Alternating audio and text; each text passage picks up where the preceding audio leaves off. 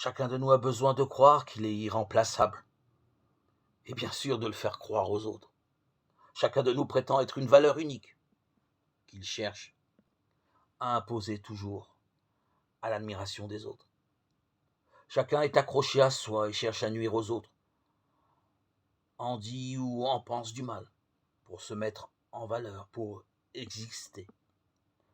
Chacun s'excuse, s'approuve et s'absout, se caresse, s'offre des louanges et courtise l'approbation et l'admiration des autres. Et quand il se méprise, c'est sans doute pour se donner la preuve de son humilité. Il faut autrement dit, pour tenir de soi une valeur dont on soit vraiment l'origine, que puisse surgir en l'être reçu passivement par chacun à sa naissance une relation consentie, qui le réfère tout entier à un autre en le déprenant radicalement de soi.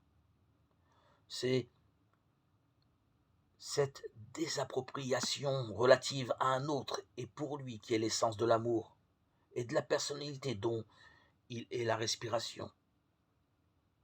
On voit ici poindre le vide créateur, par quoi il faut entendre que la vraie liberté, la vraie grandeur et toute valeur authentique résulte en nous d'une dépossession de nous-mêmes, de notre égoïsme, de notre amour-propre, de cesser de nous centrer sur nous-mêmes pour pouvoir se décentrer et retrouver notre Seigneur qui, lui,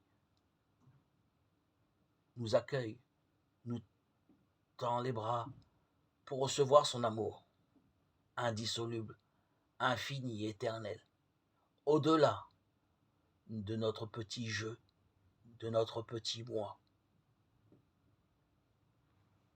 qui est vide de sens, qui n'est que vapeur, comme dit saint Jacques, vapeur de vie.